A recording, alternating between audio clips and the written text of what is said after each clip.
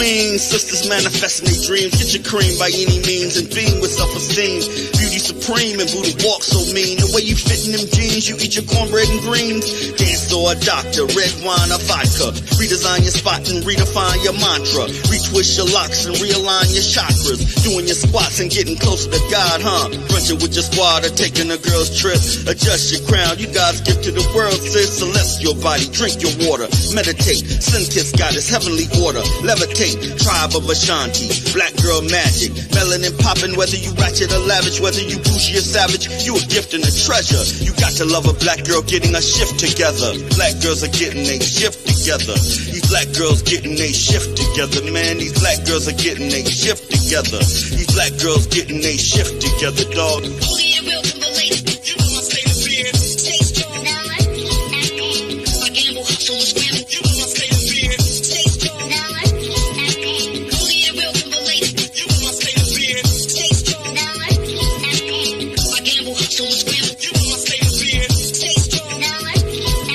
When God made you, Bouie, know he showed out. Mahogany enchantress, blessings overflow now. Picture of success, seductive silhouettes on a spiritual quest. Manifest and be blessed. Mother, sister, auntie, tribe of Ashanti. Rocking your locks, I got a close crop blondie. The curse and the gift, uplift, apply pressure.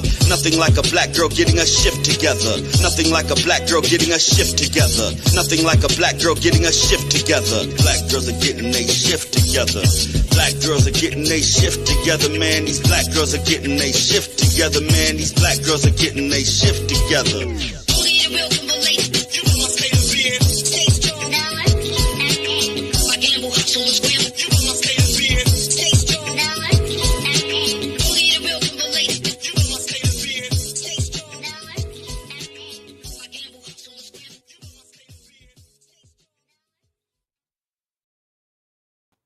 Hello, everyone, and welcome to Black Girls Getting Their Shift Together. I'm your host, Ursula, and this is all a podcast about mental health and wellness that's specific to us because we can relate to each other, but of course, it's open for everyone. But each week, I promise to deliver you relevant topics and guests that can lead us to a better mental health. Tonight, we have a special guest, but before I get into it, let me just go over some housekeeping. Make sure and visit blackgirlsgettingtheirshifttogether.com. Make sure and listen on the audio podcast. It's on all streaming podcasts. And make sure and give your girl a 5-star review. It's okay. Subscribing and liking. It's free. Make sure you share this video on YouTube with at least 2 of your best friends. Okay. We're going to get right into it tonight. I'm going to bring my lovely guest on. And once I get her on, I'll let you all know my motivation for tonight's guest. All right. Are we ready, special guest? Look at her. Hey there. Hey, Symone. How are you? I'm doing well. Thank you for having me. Thank you for saying yes. I was so excited when you replied. And I was like, you know what? I want this sister on, and bam, it happened. Yes, girl, of course. How was your day today? Busy, exhausting, blah, blah, blah. But I'm here now. I was making sure this was a priority. So, yes, I have to do some me time.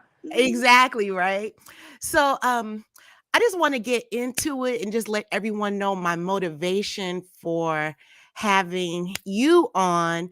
So, if some of you do or do not know, Symone was on a cast member on Ready to Love. And what drew me to Symone, it wasn't any of the chit-chatting, none of that. It was when she mentioned that she went to therapy. I literally levitated off of my chair. And I was like, a sister's talking about mental health on a national platform. And that was a couple years ago you were on, right? Right. It was in 2020. Mm-hmm. 2020. From 2020 to 2021, that season. Yes, ma'am. And it's literally been ingrained in my head since then.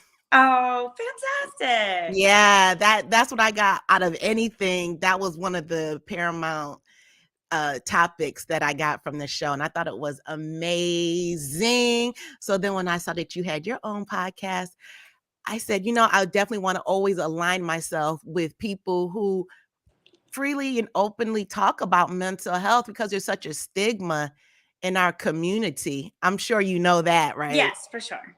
Yeah. It's getting better though. It is getting better.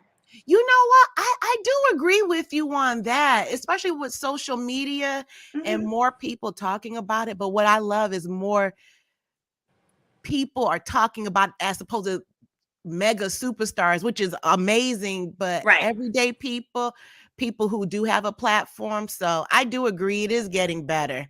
It is. So yeah, what are some taboo things you've heard about mental health? Well, first of all, I hate the name. I'm gonna just say that I hate the name mental health. It makes you sound crazy. I feel like they should call it adulting. Like, oh, I'm having issues with adulting, not like I'm having issues with my mental health, right?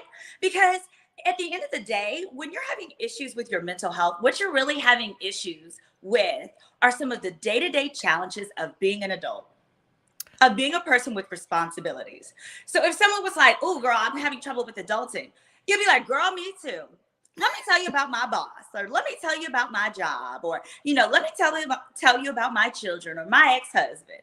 So I always Yeah. felt like, they could really work on some remarketing, rebranding, I would say, of the You know term. what? I like that, the rebranding part, because you're right. If you mention mental health in our community, that is literally like acid to some people's ears.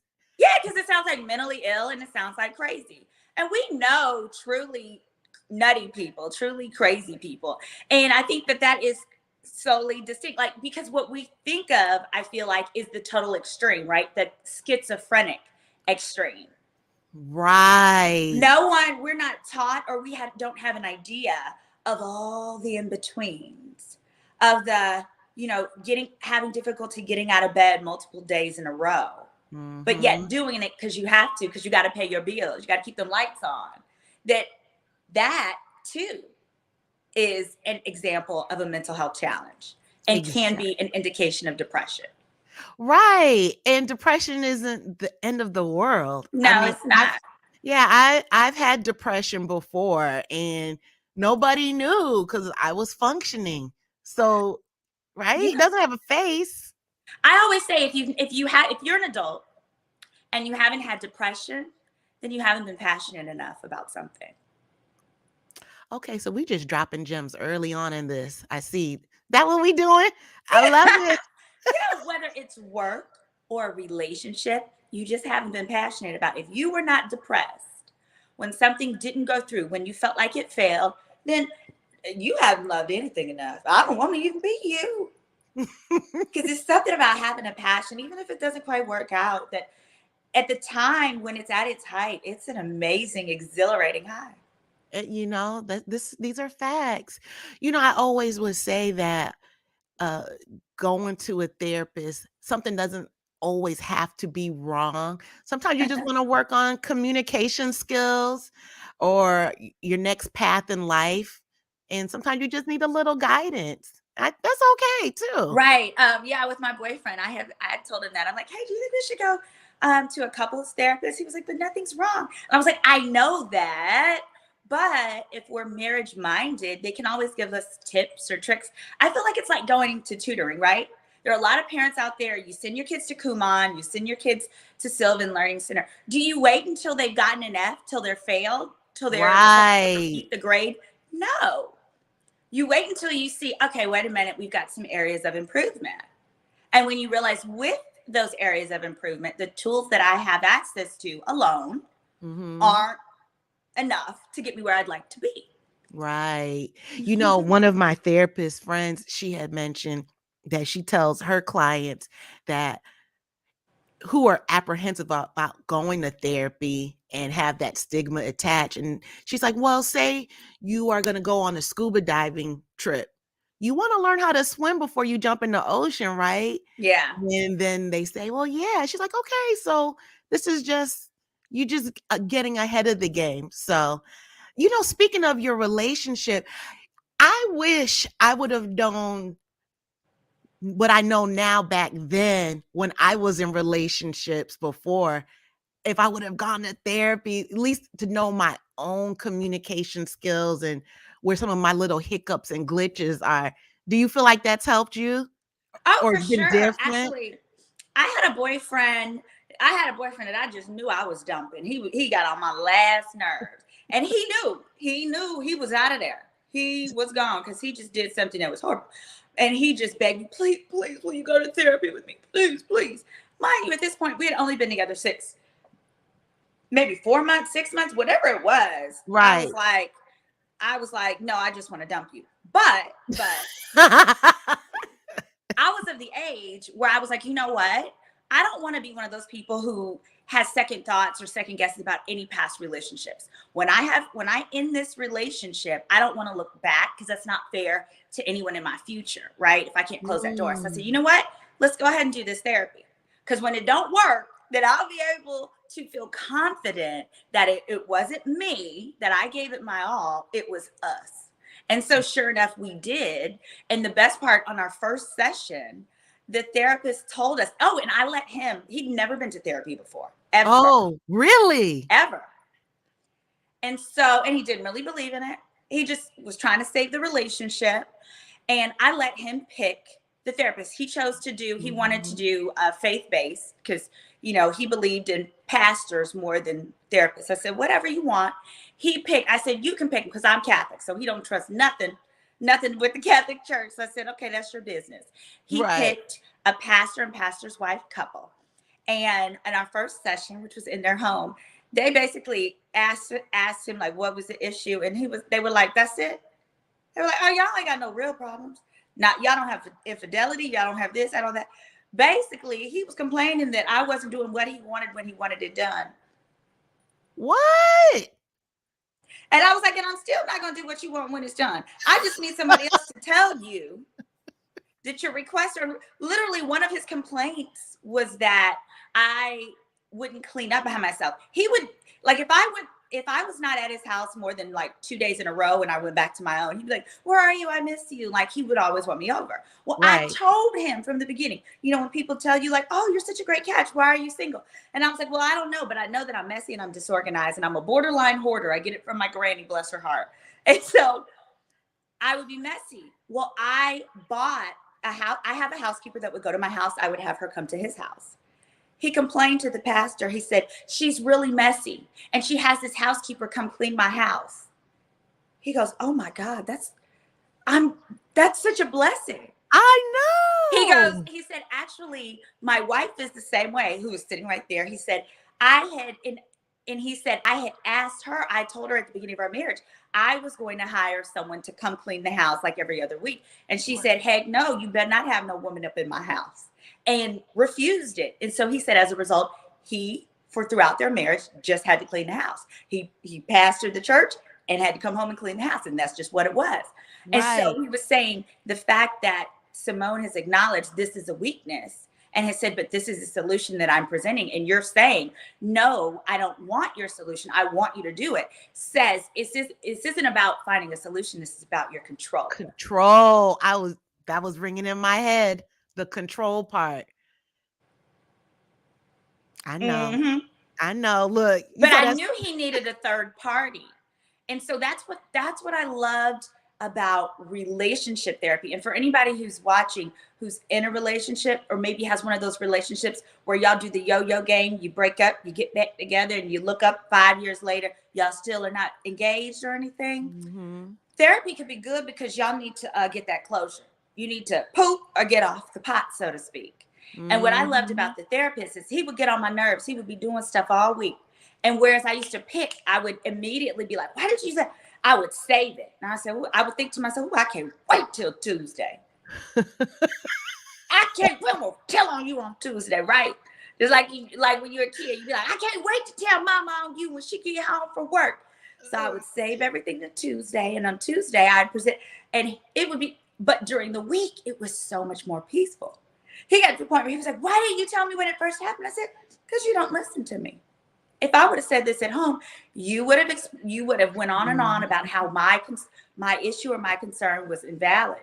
But now that you're doing this in front of your pastor, you have to listen. And he did. Wow. So it can certainly be, it can be a tool to get third party buy-in, Unbiased. unbiased buy-in, particularly where the party who is hesitant to go, you have that person pick the therapist. Because then they can't claim bias. You pick them. That's And for right. that machismo guy, right, who has to be right all the time, they're not gonna come back and be like, oh, well, I was wrong. No. They're gonna step back, they're gonna listen, they're either gonna fix it or you know what you're getting. And then that's your decision whether that's something you're gonna stick with. Because he ain't changing. Once you get married, it's gonna get worse, or he's gonna stay the same. Because now he got you. You ain't going, he knows you can't go nowhere real easily. Not That's without the a court part. order. And for those who do not know, Symone is an attorney, so she does know this. Yeah. Which we definitely want to talk about at the end when we finish up Sure. with your new podcast. I love it, love it, Thank love you. it. So what are some stigmas that you've heard in addition to what we just talked about adulting? Oh yeah, I mean that people are crazy, or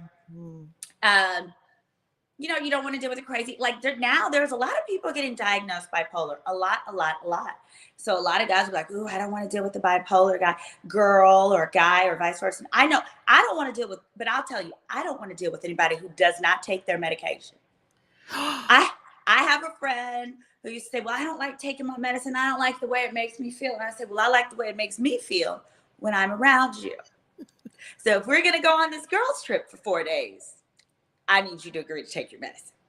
You know, it's so funny you said that because, okay, I'll say it.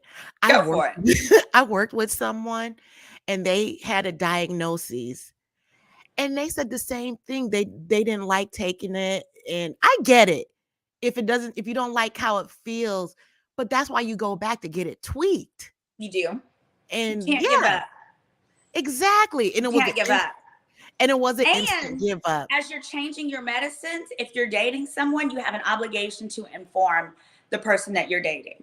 So I have challenges with ADD medications. I don't like them because I got very addicted and I had to go to rehab to even realize I was addicted and then get off of it. Really? Mm-hmm. Oh, yeah. Man. That's actually how I ended up going to therapy with my dad and working on our relationship. Because I was so successful, he refused to acknowledge that there were any flaws in his parenting style. Understandably. Really? Mm-hmm. Oh, this sounds so familiar. Yeah. And it's understandable. I get it. I totally get it. You know, you got this pretty little girl and you're a guy who's an old school player. You know, my daddy used to be a hoe. And a lot of girls wanted him to be their pimp. I mean, he's good looking, fly. His little nickname in the hood in the projects was Rocky, because he was who you called to be somebody's behind. Okay. Are you serious? He was really? So of course, what's an old school hoe, an old school player's fear? That their gorgeous, beautiful daughter will become a loosey-goosey, right? That she will be beholden to a man and only rely on her looks and her beauty. So he was pretty hard on me. He was real hard on me. And, you know, not nurturing and loving, but he was critical. You know, that was his style. He did the best with what he knew. But as a result, you know, there are two ways that you can approach your daddy issues. You can be a whore. You can be a super success and say, I'm going to be so successful, I'm going to get the hell out of this house and never have to deal with anybody like this. Yes. So that was my approach. Right. And in doing so, I put an unreasonable amount of pressure on myself, but an unhealthy amount, similar to Chesley Chris. I was, no matter what I did, I felt like I'd never accomplished enough. But also, when I would ever discuss things that my dad was doing as far as the way he was critical, and I would ask for him to stop, he wasn't understanding because he thought that my success was because of his criticism, not in spite of. Oh, wow. No, wait. Now, did you have that self-awareness of that before your therapy, or was that during? Because, you know, when you go to therapy, you can start seeing a lot of things. I knew that I knew that he thought my success was because he was super hypercritical. I did know that. And there was nothing I could do to get him, to shake him from that. There was nothing. My parents are still married. They're together today. So it wasn't even like, I didn't have like a wayward father I never knew. He was in my house every day to this day. He will drive from Dallas here to change my light bulb. If I say, oh, Daddy, I'm tired and I need you. You know, we have that now. We didn't used to, but we have it now. Really? But it took me going to rehab for him to realize, this didn't work. I did something wrong. And I'm so glad that it happened, because but for that, he would have continued that approach. Was he in denial at first? For sure. Well, if you think about it, okay, I was cute. I grew up modeling TV, acting, film, like as a little girl. Was always on TV, always on little commercials and stuff. And then when I was 16, I got a full ride to study finance at one of the top universities in America. Then when I was 19, I got an internship to study abroad in London to study finance. Every summer in college, I had a paid Fortune 500 internship. Wow. And then when I was like 21, I got almost a full ride to an Ivy League law school, which is where I attended. Graduated at 25 during the recession, making more than both of my parents' salaries combined. So really, pow, pow, pow, pow. And then you got my brother. He's in the middle. He is, he's a music producer who has songs that were, up for Grammys. Then I got my baby sister, who before she was 30, was approved to own her first Chick-fil-A, major franchise. Wow. Okay. So you got these 3 high achieving kids, and we love Daddy. And, our parents were together and stuff, but he wasn't realizing it was in spite of. So now the other thing I had to work on was learning how to talk to men, because I would talk to him really ugly and he would talk to me back really ugly. So I had to change the discourse, because I had to own my responsibility. I'm not a little girl anymore. I'm in my 30s. So if you don't want a man to come back to you fussing and cussing, you can't start with him talking ugly and demeaning. So I now know I can control the entire tone of an argument with a man just by, instead of saying, I hate you, I wish I had a different daddy, or I say, that really hurt my feelings. End of conversation. That's all I have to say. That hurt my feelings. I have to go now. Hang up. Oh, shoot. I'm sorry. Daddy's sorry. Daddy didn't mean to do it. I had a bad day. Da-da-da-da-da. Okay. I'm sorry. But you have to take the lead. You have to teach people how to treat you, but you have to treat them the way you want to be treated. Even in an argument. Man, at least he was receptive. Right. Because my father, because he didn't grow, he had his own childhood trauma or unresolved, as most of us. Same. Right. Right. And because he did not address those at all, he has he does not respond to emotions well. Excuse me, he doesn't respond to them at all. So I know. But does he generally get presented with emotions or anger? Oh, before anger, definitely. So you're right. Who is going to be able to respond or react to that? But now because that's a little, those two are a little different. And I know exactly what you're talking. There are men who get, like, if they see a woman cry, they're just like, oh, I'll call you back. I'll call you back. And then they don't call you back. Yeah. Ever. They cannot handle it. But going to therapy, so now, like you, learning communication skills, and to not have that super Black woman, like, nothing bothers me. Like, no, you're hurting my feelings. And this is why you're hurting my feelings. And it Yeah. literally was like talking to a brick, like these bricks behind me. It was literally like talking to the Did he brick have a wall. wife? Does Oh he have yeah, a my wife? parents are still together too. Yeah, to Was this she day. able to? I mean, because there's only so much a mama could do, you know. And then it's like, you know, your daddy. Yeah, but it's so funny you said that with your dad, your dad, then you hear it from family members. Oh, that's how your father is. But as an adult, I started subconsciously dating my father. Yeah, Not like you did. him, but those characteristics of the emotional blocks. Oh yeah, I And did that. yeah. Up until I worked through it. I had me one of those. Oh boy, 7 years. I looked at, I was like, why can't I get rid of you and leave you alone? You're not even that cute. Oh. And then I realized, oh wait, you treat me just as he does. And I was like, F this. I'm getting rid of the both of you.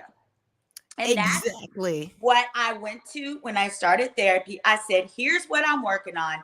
This is what I realized. I need to get rid of both of these Negroes. How do I do it? And I couldn't get the boy I was dating to come. Well, I actually didn't care to ask him, but I did ask my dad. And I don't know if he voluntarily did it or if my mom made him. That might be part of the Wait, you power of the asked your wife. dad what? Come on. I said, come on, you need to come in here. Sit with me on this couch. I'm not okay, and it's because of you. Come sit over here. We're gonna Really? figure this. Yes.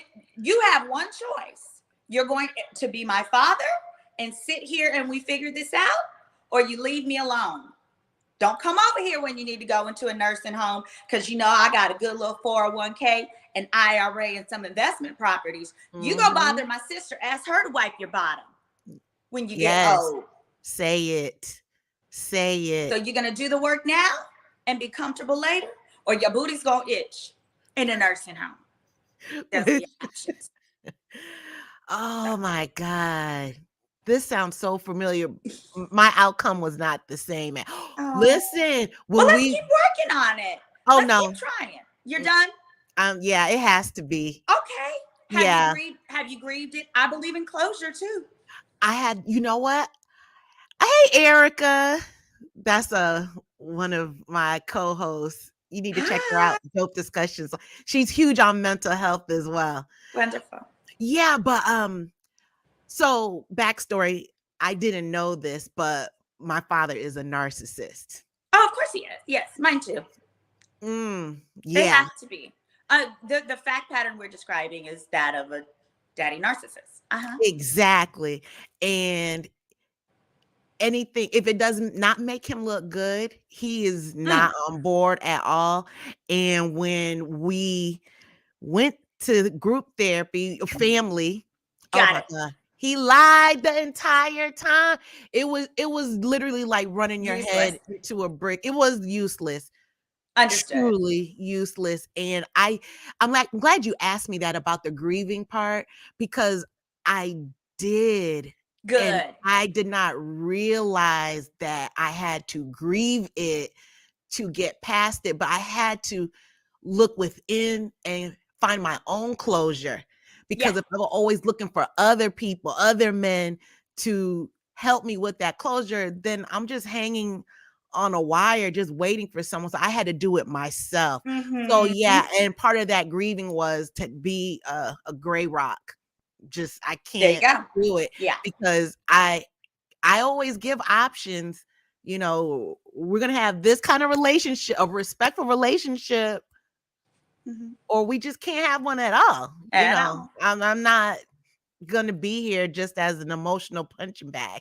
And so don't come up here asking me for stuff either. Yeah, but exactly. And that's hard. Let me tilt this up a little bit. That's hard with parents, of course. I am very good at teaching people how to treat me. I've become very good. Girl, and you gotta say it. Yes. Thank you. And I realized I had become relationship gumbo podcast. I love that. Hey, girl. I realized I had become good at it when certain things would happen and I wouldn't necessarily be there. My friends would say, "Ooh, that wouldn't happen if Symone was here."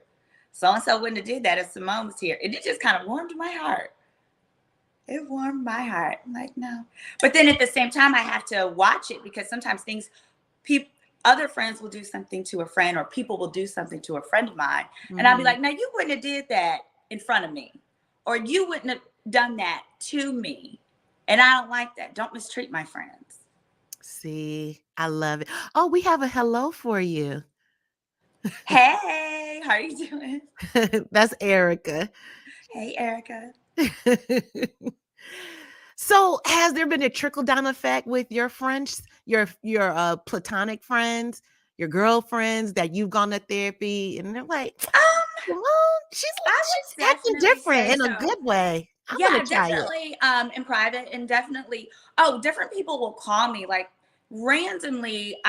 People I don't even know. They'll be like, I got a call one night where it was like, hey, a friend of mine is having a nervous breakdown, and they actually checked themselves into a place in your city, for mental health. Would you mind going and talking to that person? I absolutely did. They didn't know me from Can of Paint.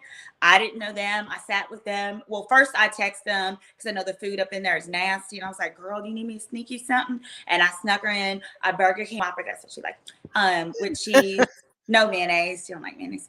And I brought it in, and, we talked further. And I think it was just, and I made sure like I looked nice and presentable. Right. And I think it made her happy just to know like regular people go through this too. Like they don't all look crazy, or they're not all old.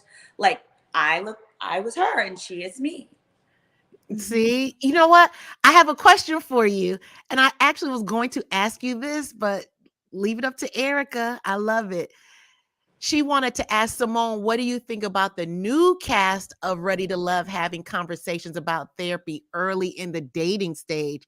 Erica, thank you for that. Hey, Erica, I think that's a great idea, especially because I always say you don't get cast on a dating reality show unless there's something wrong with you, And in the end, actually, there's something wrong with everybody. So I don't say wrong. Let's not say wrong. We'll say no. When I say wrong, I say it from the standpoint of don't you dare get in a relationship expecting perfection from anyone.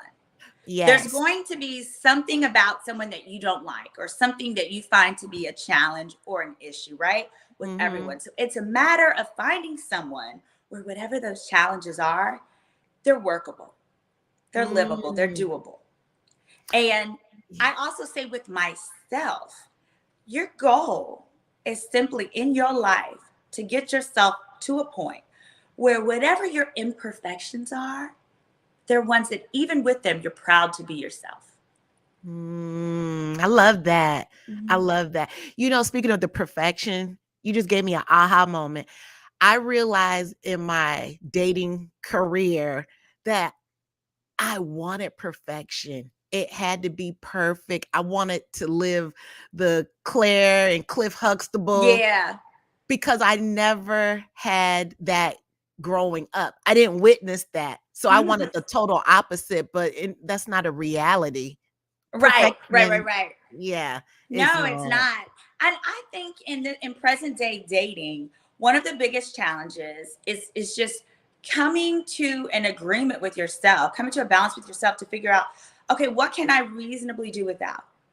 Of my list of deal breakers and this and that, what am I willing to compromise on? Because it's got to be something. And doing it in a way, because in my relationship, that's something that we talk about all the time. It's like expectations versus delivery.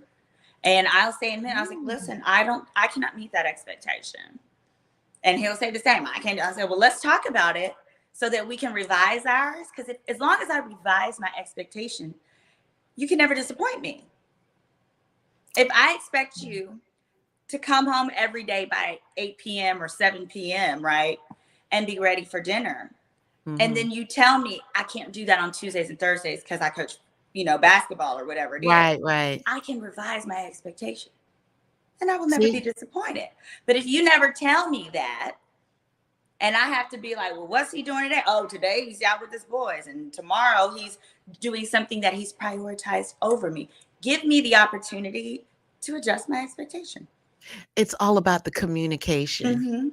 Yeah. I want it and I want to give it as well. And I like what you said about, well, if I don't hear from him, he's probably out doing whatever. Uh-huh. But it would be triggering my abandonment issues from childhood.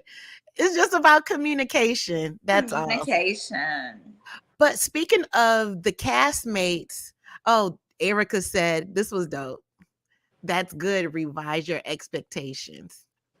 Yep. Yeah. That That's a I good feel like one. I have discovered that is so key to happiness in your relationship. Hmm. Mm-hmm. This is Actually, true. any type of, not just dating, but also like best friends and stuff. And jobs. You sign up for a job thinking your job is going to be one way, and you get in there and there is always new things thrown at you. Right. Oh, girl. Yes. Yes. And revise your expectations, but don't lose yourself. Right. Yes. Because you Yeah. have to talk about it and do it in a way that where you still feel like you're giving and you're getting reasonable value. Yes. That part. Because I just realized I had to stop entering situations where I felt like I wasn't getting the value of what I was worth, because when I do that, then I'm executing because I said I was going to do something, but then I'm like stank acting and I'm like angry. Oh my God. So let me ask you this Erica said, I've always said this ain't in my I know job that's description. right. I know that's right. And I can hear Erica's voice too when I just read that. Saying that right now. I can hear it. But when you joined Ready to Love, is it true that they had everybody do the mental health Oh screening? yeah. Yeah, what do they call that test? Yeah, I want to find out what it was like. I remember when I did it, which is 500 and some, maybe almost 600 questions. I can't recall. Like Are you almost 600. kidding me? It's a Woo. personality test. It's actually the same personality test that would, like, if you're in a custody battle, then they do something called a social study, to determine like if either parent has any personality disorders, social disorders, da da da. Mm-hmm. It will determine if someone is a narcissist. So they'll see on that paper. They'll know which of the cast members are narcissists. And I know I have a personality disorder. Right. I don't remember what mine is called or whatever, but I remember I told it to Rashid one day, like recently, like maybe 2 weeks ago. I intentionally like waited until he was like all the way in love and brought me to the family reunion, and his family loves me bigger than they love him, or okay, not bigger, but regular. He's up here, I'm right there. Right. I was like, I said something. I said, oh, I said, I said, well, that's what happens when you love a girl with a personality disorder. He went, what? Did he Rachel? really? And I said, oh, I didn't tell you. I said, yeah. Because that's what it was. We were working on it was like editing a video or something. And he gets on me because I am a super perfectionist. So sometimes I will re-edit so long that I get something out late and it drives nuts. Right. So I was like, yeah, I didn't tell you. Well, whatever. I forget the name of it, but the personality disorder that I have is my doctor calls it like overachiever's disorder. Literally what it means is it makes you like a perfectionist, want to do everything so perfectly, so much so that literally sometimes you'll redo an assignment or a task and you'll be so intricate with it, you don't even get it finished sometimes, or you won't even release. Like artists suffer from it sometimes. Oh. And they'll just work on a painting and they'll be like, no, it's not good enough. I won't even release it. Like I won't even sell it.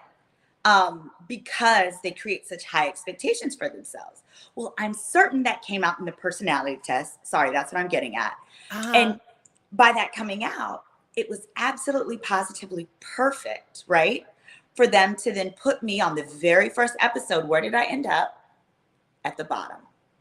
Did you? I don't remember that. I ended up at the bottom, almost going home the first episode. This test told them I had that personality disorder. With that personality disorder, to be at the bottom of anything will trigger every insecurity, every flaw, you will literally get a different person. They knew what they were doing. They're geniuses. Oh my God. They're Really? And I wasn't on like my ADD medicine or anything. And I was like, why am I acting like this? Why do I feel this way? Why am I so emotional? Bam. It triggered my personality disorder. And, you know, I don't have access to talk about it because mine is not one. There's no medicine for what I have. So this diagnosis was from that test that they gave? No. I had it previous. Oh. Previous in life. Got it. By a doctor. It's something many lawyers, doctors, astrophysicists, like highly intelligent people suffer from it, right? And the huge problem. High achievers. Thank you. Yeah, it's not even intelligence. It's not about intelligence at all. It's about the achievement. The biggest problem with it is you don't know you have it. And the only reason people even try or start to think about dealing with it or even getting a diagnosis is because it impacts your personal relationships. You get late for things. People are tired of you always being late. If you're the boss, which I had a staff of like 5. It makes you're not a good boss. Sometimes you can talk to people ugly. Were you a micromanager? Would you think you was? Yes. Or you don't even give people tasks because you're like, they're not going to do it as good as I'm going to do it. I'm just going to do it myself. I've experienced that from an employer. You put too much on your plate and then nothing gets done or not enough gets done or it doesn't get done enough correctly. Yeah. So we have a question. Does it trigger anxiety? Oh, yeah. Yeah, I've had an employer like that and she literally would lose it. She wanted everything perfect, but she didn't trust anybody else to do it for her. So if we would get off at 4:30, she wasn't leaving work until 7 p.m. almost every night and then blow up. Same. I've been here all night. I remember one time my assistant, my legal secretary, she did my calendar. She got mixed up on the time zones. I think she was in a different time zone when she said it. So I showed up to an appointment an hour early. Who cares? It's early. You know, it's not that big of a deal. Aside from the fact I could have been in the office longer doing some things, but at least I wasn't late. Right. And I remember when she called, she was very quiet. She was like, I don't know how to tell you this, but you're actually an hour early. And I said, this is why I'm crazy.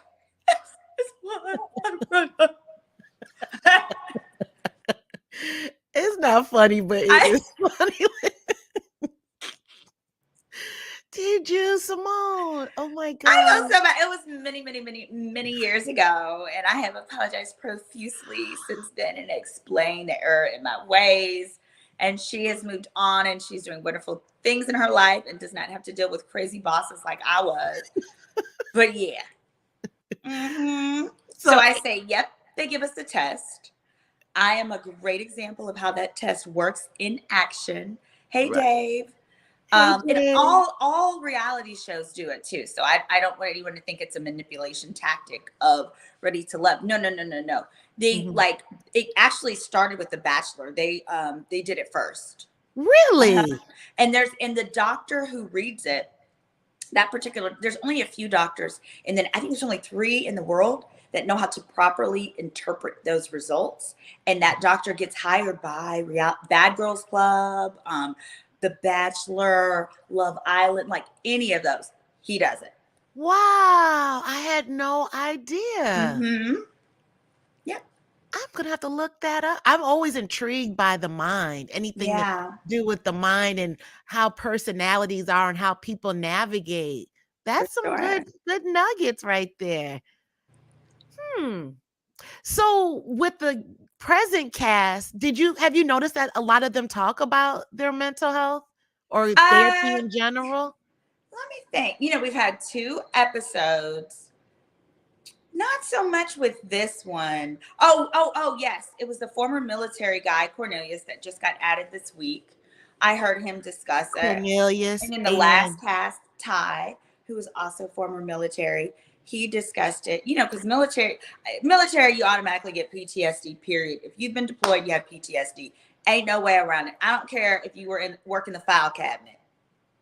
I've never met anybody that was deployed to the Afghanistan area and came back the same, ever. You know it's impossible. what? I listened to one of his Instagram lives. I was in tears when he was describing how just what he's gone through. And I was like, damn, how can you not have PTSD when every day you wake up thinking that's going to be your last day? Right. God damn. That's one of those things they don't tell you when they come into your little high school classroom, telling you, No. come this way, don't go to college. That's why I went to a Black Catholic school. That's why I had a white teacher. Bless her heart, I love her. She came from corporate America, and she would not let them in her classroom because it was AP.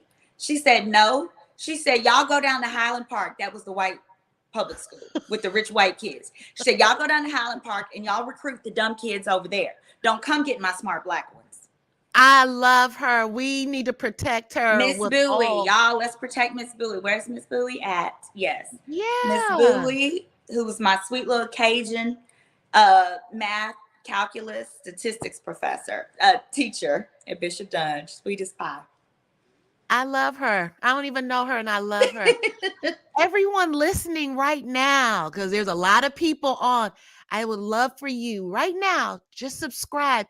Hit that little box in the lower right corner. Symone, tell them to subscribe, girl. Y'all, subscribe here. Y'all just scroll over, subscribe. So you'll get the alerts and you'll hear more of these kind of conversations, y'all. We need them. We do need them. And we need, what's her name? Miss who? The teacher you just talked about? Oh, Miss Bouie. Bouie. Yes. Yeah. Miss Bouie. Oh, I love my teacher, Miss Bouie. Yes, she's retired now, I believe. She was a former executive with PepsiCo. And then she came over to my Black Catholic school in Dallas, Bishop Dunn, and taught statistics, calculus, all kind of little math classes. And she would do it in a professional context. It was amazing. See, and you never know with all these people listening right now, there could be a Mr. or Mrs. Bouie listening right now, knowing that it's okay to talk about, it's okay to be Black and talk about mental health. Mm-hmm. It is okay. You'll live through it. You will live through it. Yes. Because you can talk about it or you can live it in silence and suffer in it. That's what we don't want. Exactly. You don't have to do that. You don't have to do that.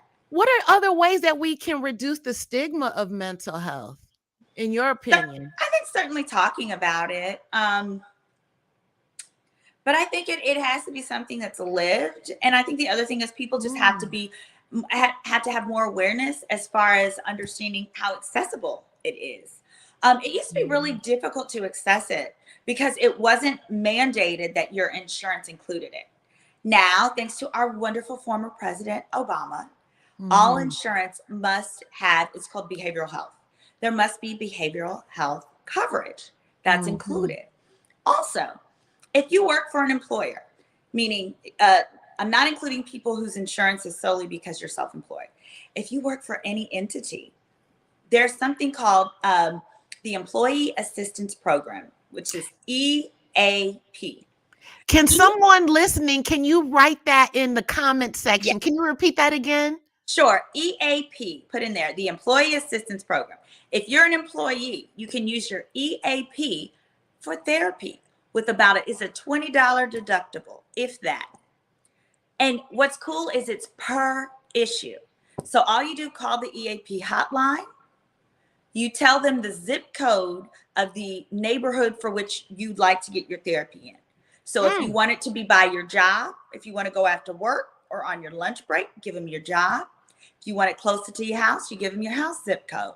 Then EAP will tell you what doctor will accept the EAP program, which your job is already paying for.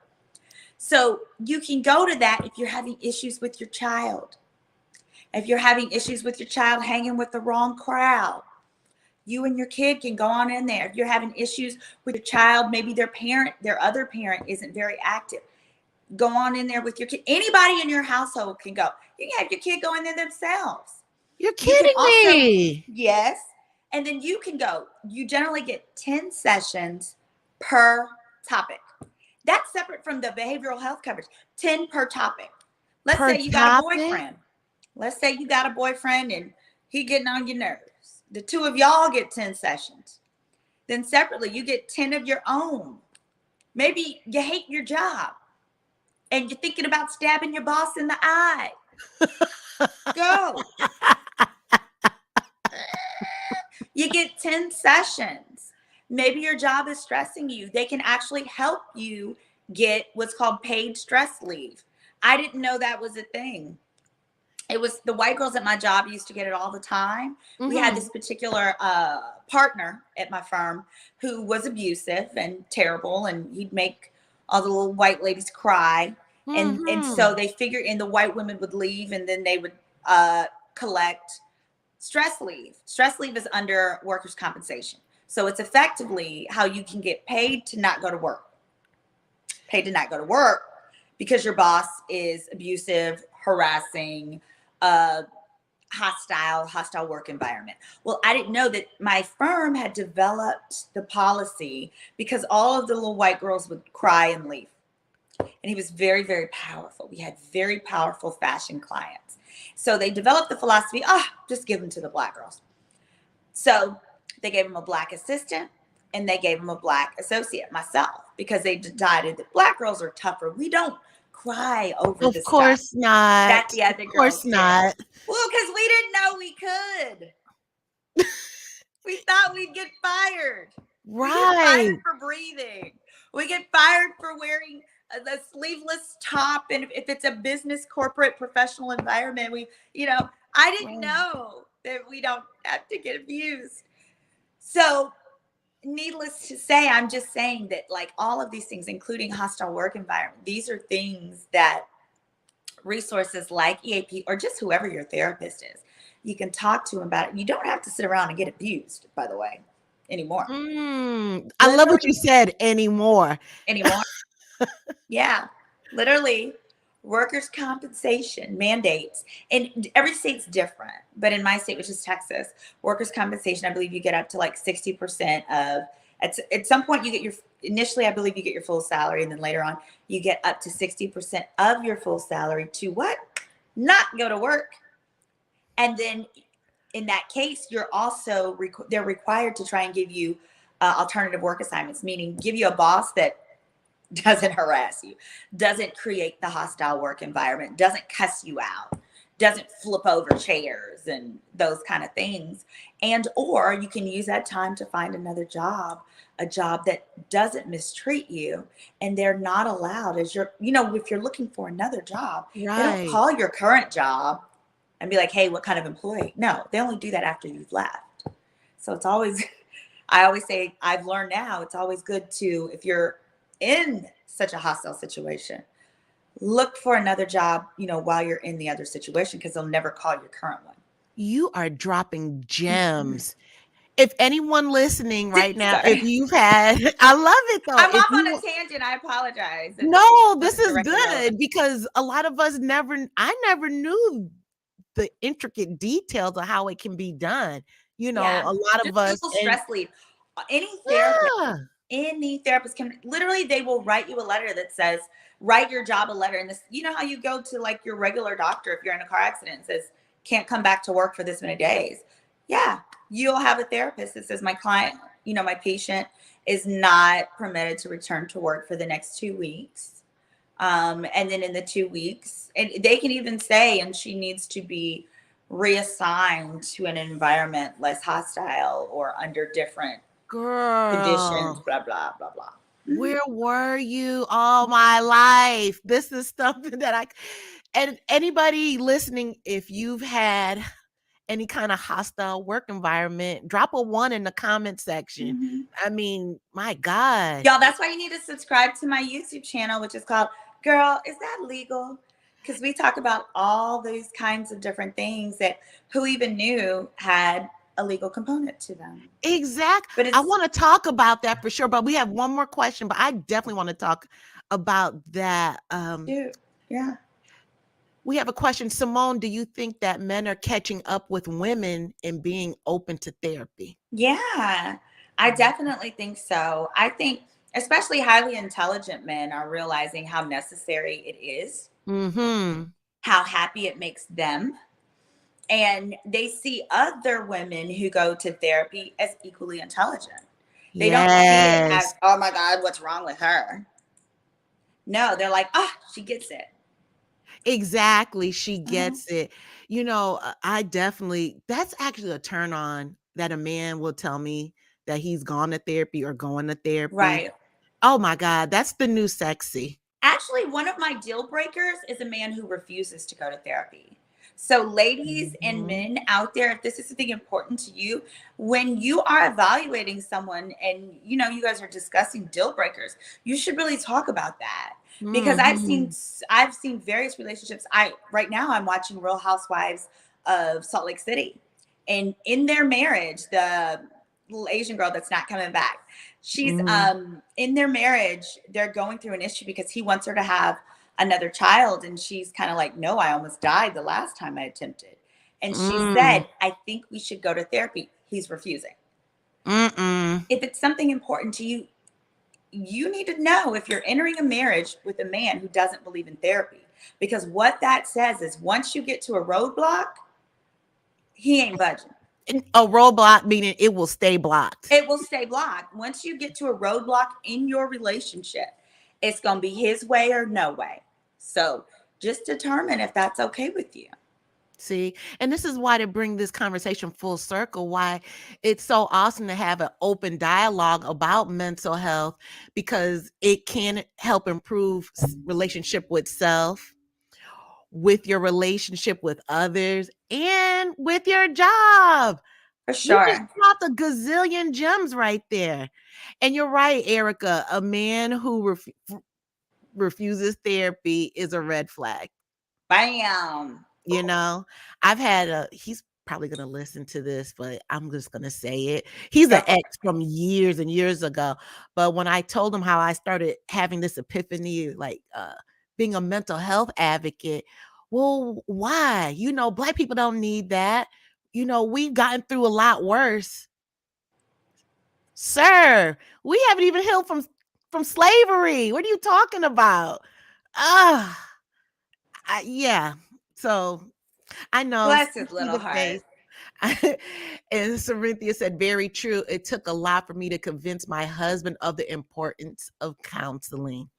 I remember in college, I had a friend who was a psychology major, and I was trying to convince her that she needed therapy, and she refused. She was like, I read all the books and I take all the classes at these people. And I was like, girl, what? You said, girl.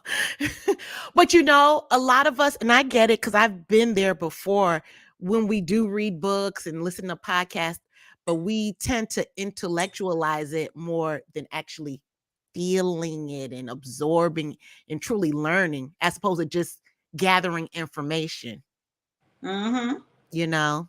Agreed. Yeah. So we're going to end it. But before we do, everyone take a look in the comment section. We already have one person that just subscribed Thank to you.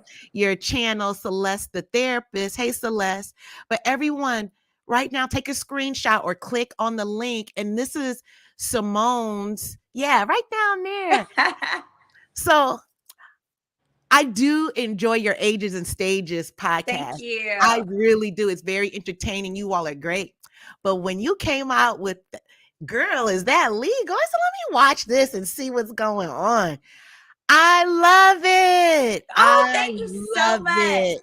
Yes. And everyone, when you subscribe, make sure you click the bell notification. Like, you Yes. get all the notifications. Yes, for all my new videos that are going to come out. Yeah, and it's a lot of nice bite-sized little nuggets, but Mhm. it's a dope channel. It really is. And you're so smart. You just come out with it. I was like, Thank okay. you. I So, just had fun. I've had like a lot of just like tough experiences in life. And my mom always says, well, you know what?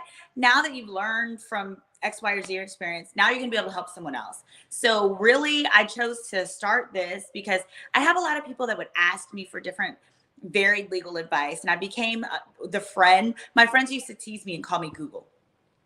because they knew that if they couldn't figure out the answer to something, I could either answer it or lead them in a direction for an answer. Mm-hmm. So I was like, you know what? Let me start this so I can share some of my experiences, which is what I explained with the whole hostile work environment and applying for stress leave, and going from there. Mm. So what was the Girl Is That Legal? How did you come up with that name? Oh, a guy I was dating at the time, he told me, he was like, this is what you should call it. And I was like, wonderful. Thank you, sir. Really? Mm-hmm. At first it was just, is that legal? And then I wanted to add girl to it because it was just kind of like, because it's literally what my friends would be like, girl, is that legal? Like at the end of the day, whoever was asking me the question, all they really generally wanted to know was, can somebody do this? Is this legal? You know, Mm-hmm. Black folks, we're going to ask, is that legal? Because I want to sue. Right. Mm-hmm. So we have another compliment for you. Celeste says, I can't wait. I love your energy. Thank you, Celeste. I appreciate as well as smart and so kind. I can tell there are no wrong questions with you. Thank That you. is super true. Super true. Oh, and I want to encourage you guys, definitely subscribe. Next week, we're confirming the date, but next week, I'm so excited. For any of you guys who watch, you don't even have to watch the show, but it's Love After Lockup. It's a reality show out there. Mm-hmm. The current season is actually Love During Lockup. It's about people who have, it's actually very hilarious and entertaining, but it's about people who have met inmates, and then the inmates are about to get out and they've developed this love relationship. Well, Right. This season they had a woman on there who I thought was just like, she was like so cute and relatable. Her name is Ty. She is based in New York. Well, I'm going to have her on. So on the episode, she's dating this guy who's incarcerated named Hottie. She actually talks about how she's kind of cheating on him. Okay. She's dating like 4 prisoners. Okay. She's got a schedule. She manages them and she's cute. Really? She's not even ugly. And she talks about how she loves to date prisoners. And this one guy that she's dating, apparently he has another girl who thinks she's his girlfriend. And the girl releases her nudes all over Facebook. You are lying. On Girl Is That Legal, we talk about what do you do if someone is releasing your nudes or threatening to release your nudes? What are your options?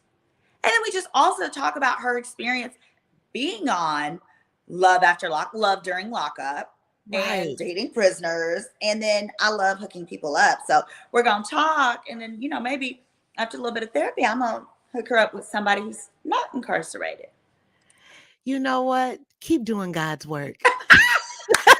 Thank you. Thank you. I'm trying. Oh my God. Everyone, make sure and take a screenshot. Make sure and go to her, to Symone's page. And I also put, if this is on a replay, I put her link in the show description box. So there's no excuse. Thank you. Make sure and just clip it and bam, it'll take you right to her page. So this is some good stuff. What was your favorite Girl Is That Legal episode? Because you dropped some good gems. Okay.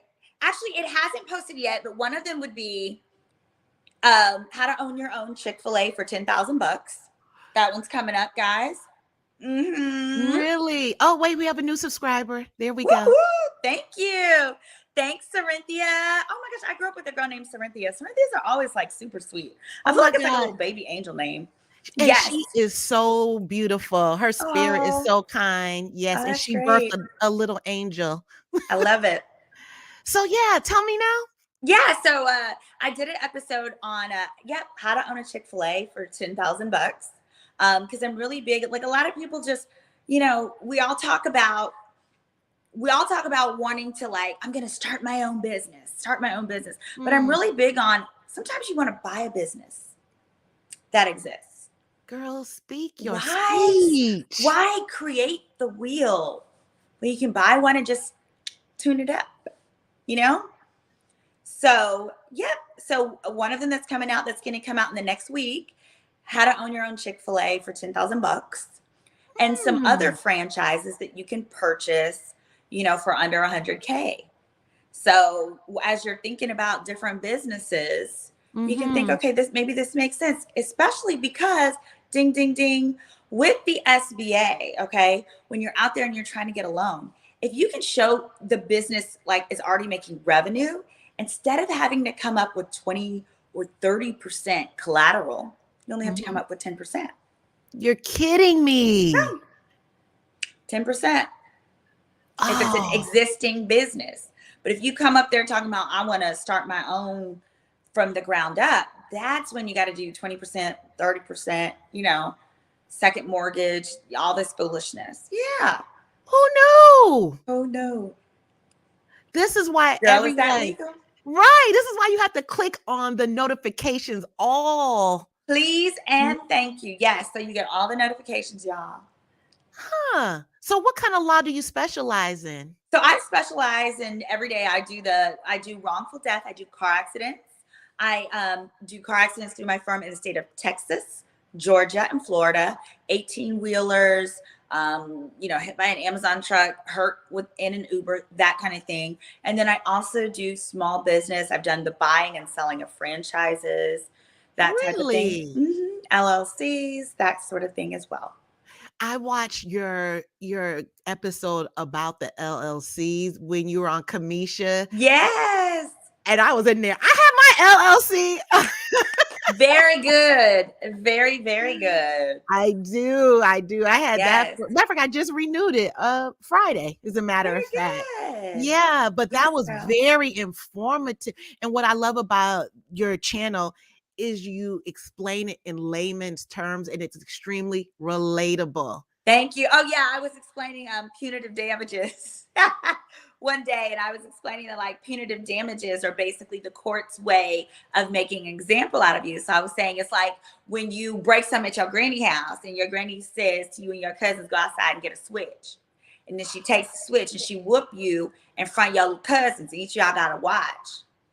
And she does that so y'all know, don't y'all be running in her good room with the good furniture and the white furniture. Don't y'all run in there knocking stuff over anymore, right? It's to make an example out of you. And that's what the court did with Tasha K. That's what I was when they made her pay $1.5 million to Cardi B just for punitive damages. They said, now you knew this girl didn't have herpes, but you kept saying it on your page, and you've left that video up now for 2 years, you little raggedy chick. You little raggedy skank. And you made a lot of money off of it, you little skank today. Yeah. So pay up. That's what they did. They whooped her with a switch. The court whooped Tasha K with a switch. So if she would have just taken the videos down, you think the punitive damages would have gone? It wouldn't even be a lawsuit. That's the reason for the suit. So yes, both. Because that's how defamation works. The minute you know, you are informed that this is a lie, if you don't pull it down, they about to get the switch. They about to get the switch on you. Meanwhile, she's running around grandma's white furniture with no plastic on the furniture. With spilling Kool-Aid. Spilling Kool-Aid. Huh. Cutting up. That's what Tasha K did. Shame on her. Shame on her. Well, you know what? Her ego has gotten the best of her, and this is a very long, skinny switch she's getting. And it doesn't seem like, well, she's not willing to acknowledge defeat or whatever, but she should. She should. I mean, she's like they say in my mother's country, you're going to be wrong and strong to the end. So, and broke.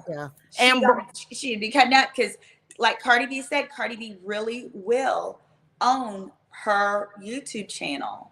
Because let me tell you, you can, if she were to try to file bankruptcy, Tasha K were to file bankruptcy to try and get out of paying it, a bankruptcy court would literally put the YouTube channel up for bid. And you're lying. No. What? No, baby girl. That's how bankruptcy works. Really? Bankruptcy work. Oh, here's how I know. I used to, there's the chain Joe's Crab Shack, right? Yes. Okay. I used to defend them in frivolous slip and falls. Well, they filed for bankruptcy, leaving attorneys like myself with bills unpaid and other things. But when they filed, they were able to sell only their assets. So if you're a YouTuber and you're a YouTube LLC, your asset is your channel. They make you put any asset up for auction before you can settle out your bankruptcy. Ooh. Meaning she will have to auction that, and I bet you what, Cardi B will buy it. Cardi B would buy it and own it, and Tasha K would be no more. She would literally have to start all over. Now, she could start all over under a new name, and that might work just fine. But the risk of having to do that, the time involved with having to do that. Right. I mean, she has last I knew, 1 million subscribers. That takes a minute to get up there. It takes a minute. Yeah. So as a result, I don't anticipate her trying to file bankruptcy anytime soon if she's aware of that risk. Because the last thing she wants is Cardi B to own Unwind with Tasha K and her having to restart it and being unwind. Reloaded. The remix. Man, she's dug her own hole. I was watching one of her lives and one of her subscribers put in the chat, Tasha, we still love you. It's okay to admit that you were wrong. So even her subscribers are still giving her grace, but she just refuses. She's talking about the machine and the this and the that. But when someone had mentioned, and I had to remember, this is the same young lady who reminded us she'd been to 9th grade 3 times, which I didn't even know that was possible. I thought you could only do a specific grade 2. I thought it was twice. Yeah. I thought she said 3. I could be wrong. Either way. No, I've heard 3 as well. Yeah, she did it 3 of the times. So, yeah. Bless her heart. Too bad they didn't have Kumon back then, or Sylvan. I said it's too bad they didn't have Kumon or the Sylvan Learning Center back then. Exactly. Yeah, it really works.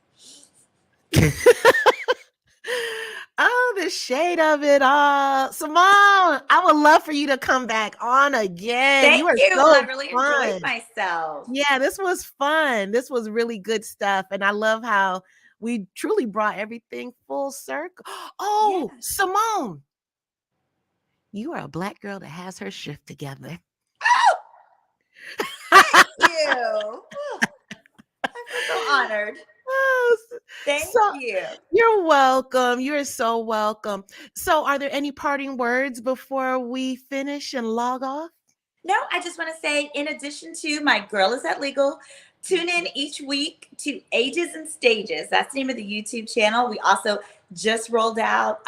We are now on iTunes and wherever you get your podcasts. So you can listen to us there as well. And that's my boyfriend and I, Rashid, as we talk about, we do weekly reaction videos, but we also talk about dating, love, relationships, and all that other goodish. How did y'all come up with that name, Ages and Stages? He did. It actually referred to when he was on the stage and they had asked him about would he ever give Adriana another shot, after things didn't work out with her and the other guy.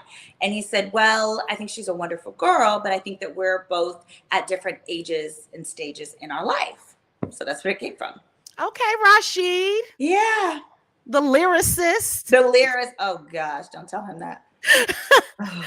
You can tell him I said that. He's like a nerd rapper. It's precious. Preciously terrible. Oh, that's cute. Oh, I need to make a suggestion for you all. Go for it. You all should do that. Those little reels where somebody's talking in the background. Which one sleeps the longest? Oh my gosh, I told him this. Yes, I agree. Thank you. Yeah, because you both have so much personality. That would be really cute. I think that's a great idea. Appreciate it. You're welcome. All right. Again, everyone, make sure and subscribe to Symone's YouTube channels. I put them both in the description box, as well as subscribing to my channel, Black Girls Getting Their Shift Together. Go to that lower right corner and click the subscribe button and make sure and like and share with at least 2 friends. Symone, 2, that's not too big of a number. No, absolutely not. I'm going to share this on my story along with the links. I'm going to share it with like 50,000 friends. I'm always looking for new BFFs. Perfect. All right, everyone. Thank you so much for tuning in to Black Girls Getting Their Shift Together. Make sure and tune in Wednesday. I have another lovely guest. Candy Washington is coming on. And then I'll have a bonus episode right in time for Valentine's Day, so we can get our self-love together before we try loving other folks. That's right. All right. You all have a good evening. Thank you again, Symone. Thank you. Take care. Take care.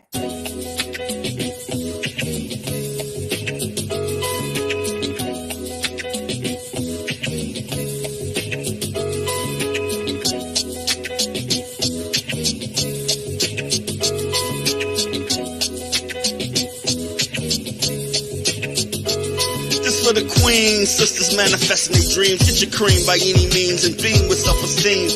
Beauty supreme and booty walk so mean. The way you fit in them jeans, you eat your cornbread and greens. Dance or a doctor, red wine or vodka. Redesign your spot and redefine your mantra. Retwist your locks and realign your chakras. Doing your squats and getting closer to God, huh? Brunching with your squad or taking a girl's trip. Adjust your crown, you God's gift to the world, sis. Celestial body, drink your water. Meditate, sun kiss goddess, heavenly order. Levitate, tribe of Ashanti, black girl magic, melanin popping, whether you ratchet or lavish, whether you bougie or savage, you a gift and a treasure. You got to love a black girl getting a shift together. Black girls are getting a shift together. These black girls getting a shift together, man. These black girls are getting a shift together. These black girls getting a shift together, dog.